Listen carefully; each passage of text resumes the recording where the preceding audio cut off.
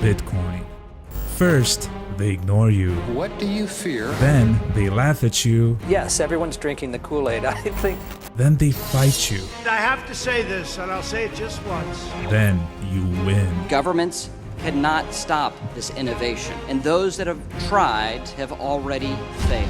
All you creeps that are controlling money all throughout the world, your time is slowly closing in. Am I right? Yep.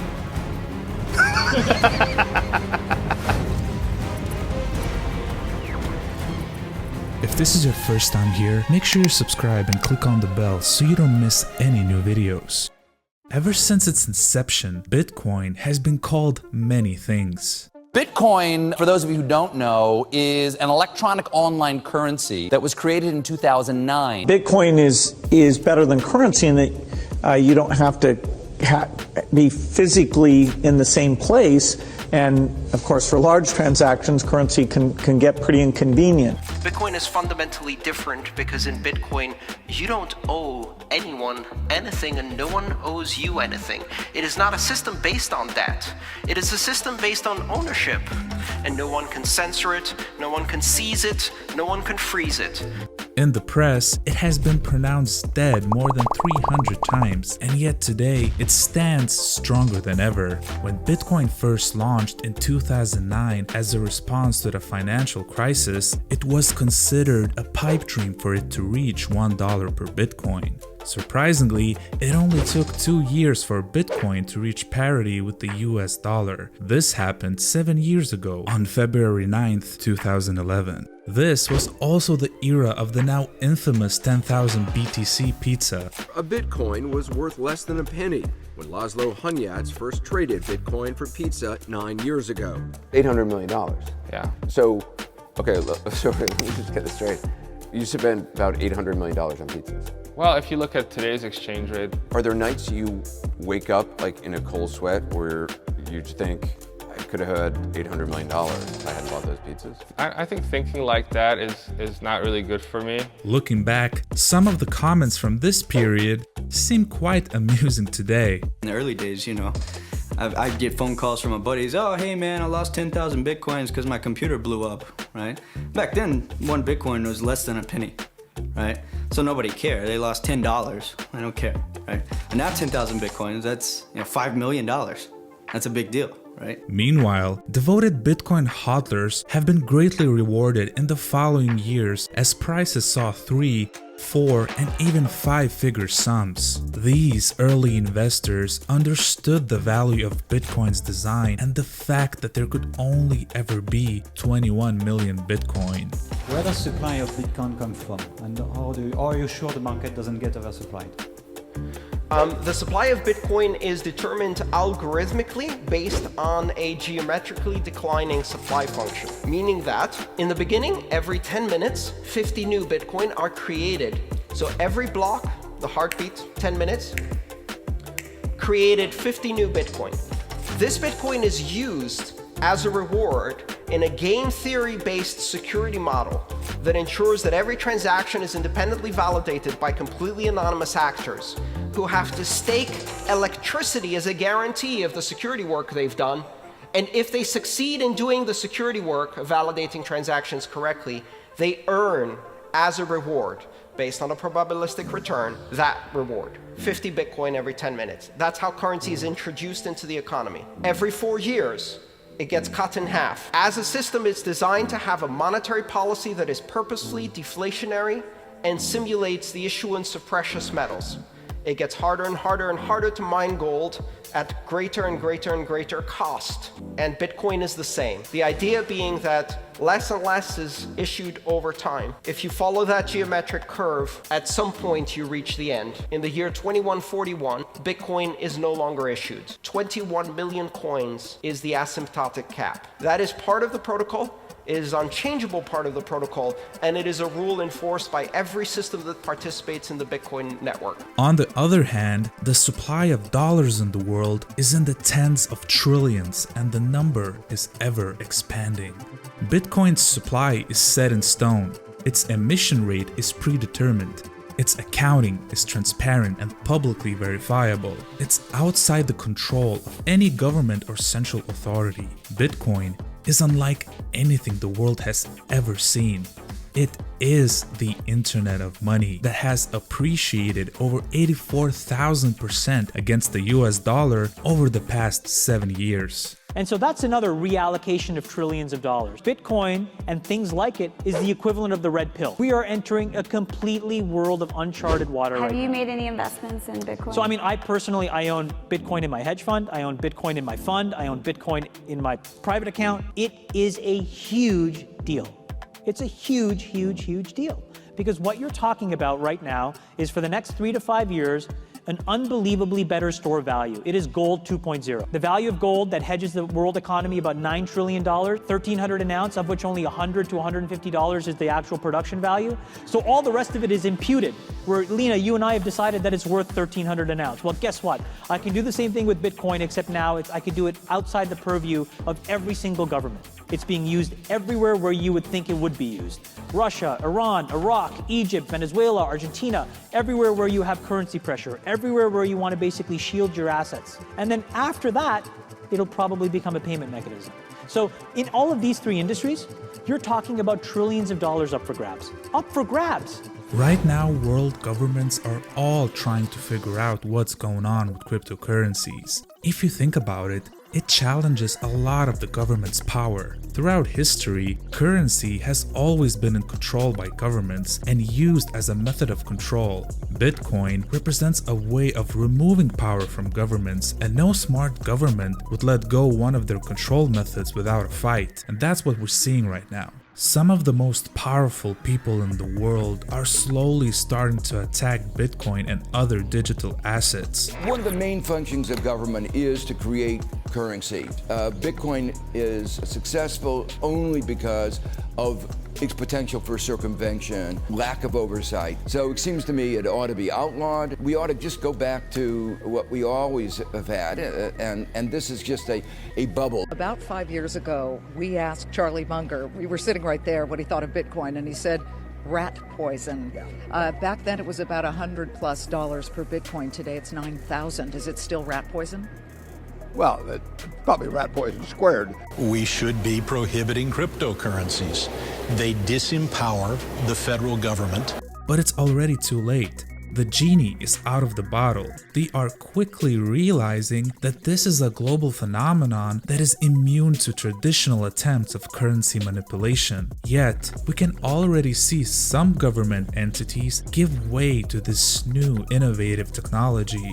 Washington must go beyond the hype and ensure that it's not the place where innovation goes to die. The world that Satoshi Nakamoto, author of the Bitcoin white paper, envisioned, and others are building, is an unstoppable force. We should not attempt to deter this innovation, and governments cannot stop this innovation. And those that have tried have already failed. There is a lot of talk. I'm all for cryptocurrencies and blockchain technology because I like competing currencies. But it bothers me when you hear about a government saying you're not allowed to do this and not allowed to do that, because historically governments always have to have a monopoly control over money and credit instead of allowing the market to operate. So it's this desire to regulate that the governments are afraid they're going to lose some tax revenues if they're not careful. But governments aren't very tolerant of competition. So I'd like to go back for just a moment to the cryptocurrency issue.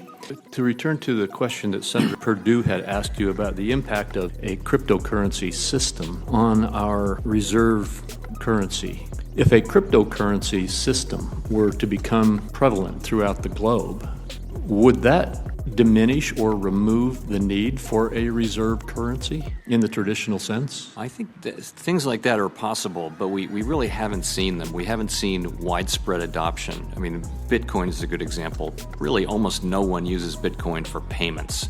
They use it more as an alternative to gold, really. It's a store of value. It's a speculative store of value, like gold. The chairman of the Federal Reserve just compared Bitcoin to gold in front of Congress. This response is intelligent, informed, and balanced. Slowly but surely, Bitcoin is becoming mainstream. It's pretty incredible to watch. Gold is a $7 trillion asset with over 5,000 years of history, and Bitcoin is a 200 billion asset with 10 years of history. But when it comes to their abilities to serve as stores of value, the overseer of the global reserve currency believes they are equals. And if this wasn't bullish enough for Bitcoin's future prospects, President Trump decided to give his take on Bitcoin and cryptocurrencies. What started out as a critical tweet on Bitcoin quickly turned into something so much more, something much bigger. And Donald Trump is giving his 2 cents, particularly on Bitcoin, the president tweeting in part saying, quote,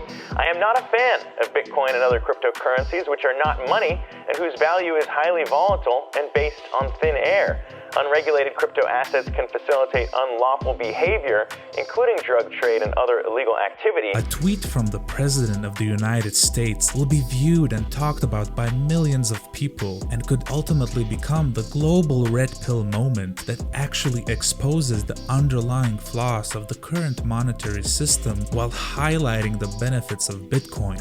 What is the resistance that Bitcoin is facing from standard financial institutions that are in control right now? The progression of what happens when a giant, well-established financial institution that's been around for 50 years or 100 years is faced with a disruptor that they cannot tamp down, that they cannot shut down, sue, buy, co-opt, eradicate, ban, legislate against. And what happens then is what I call the 5 stages of grief. First, we start with denial. And we saw this play out exactly like this with the banking industry. The first reaction was denial. Bitcoin can't possibly work. It's not real money. It doesn't really exist. It has no value. It will never survive. Fast forward 5 years, you keep making that argument, it becomes less and less credible because it's not real money, yet the big metal bird that brought me to Los Angeles today was paid with not money. So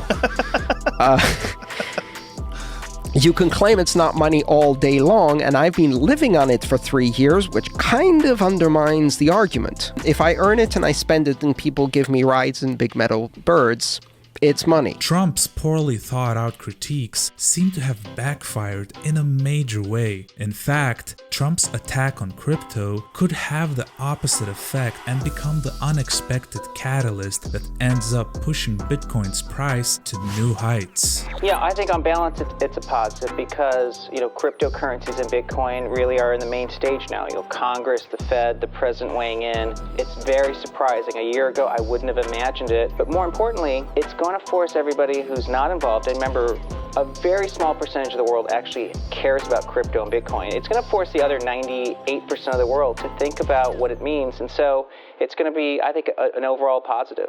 Now it seems the other focus is on criminals using crypto for illegal things. This is a scaremongering tactic.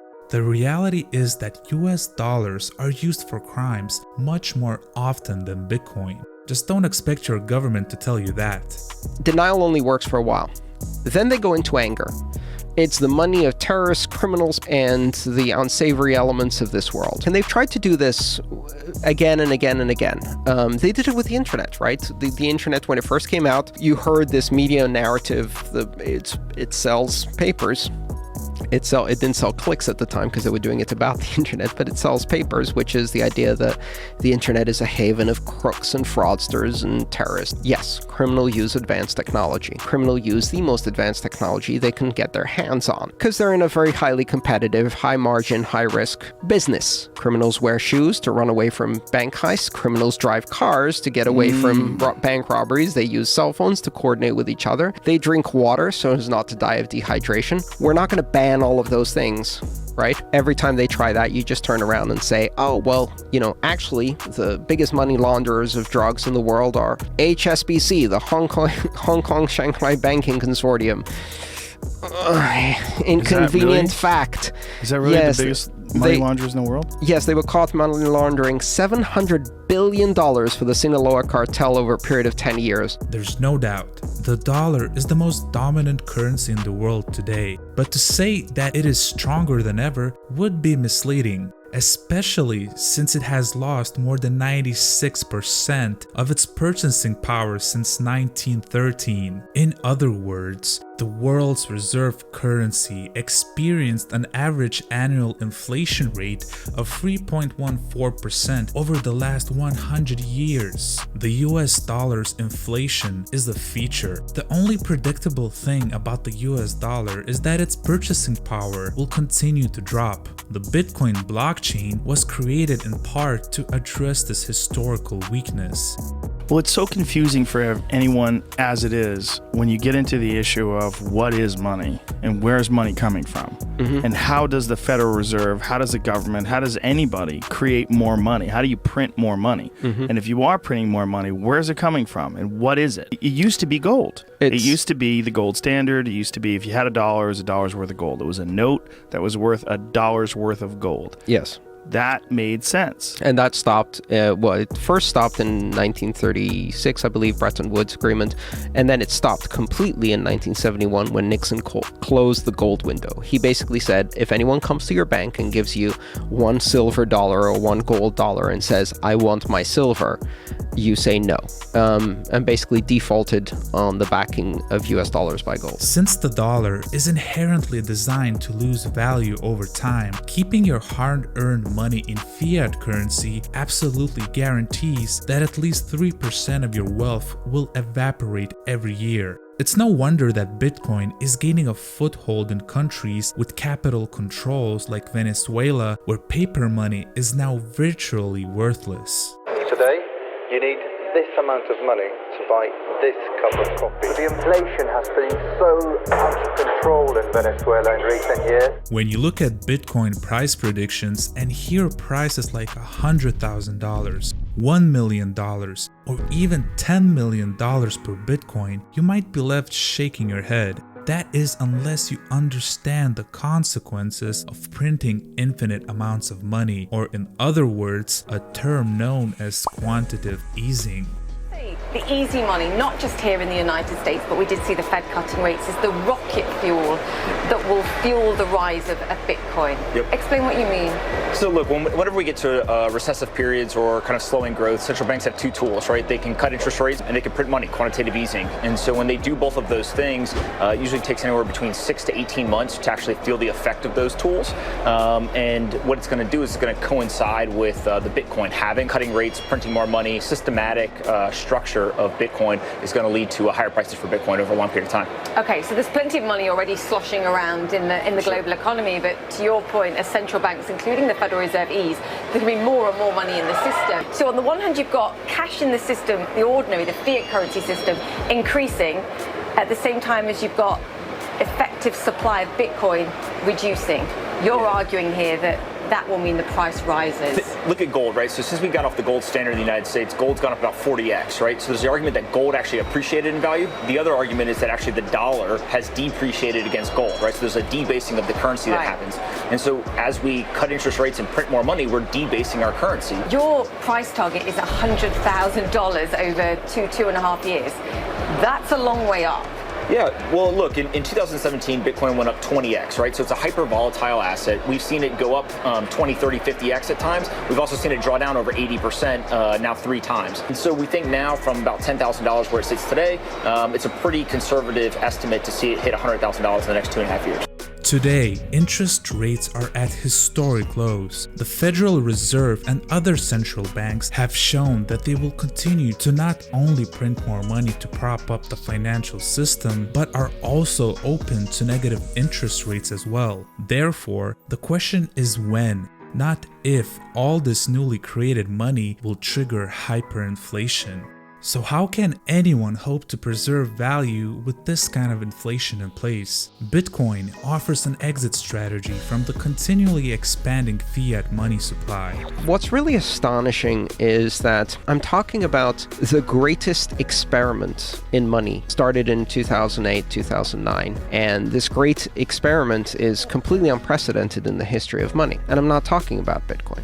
I'm talking about 22 central banks simultaneously taking their interest rate to zero and pumping the largest amount of money ever created into the world economy, trying to stop it from collapsing. And that has created the largest bubble in history.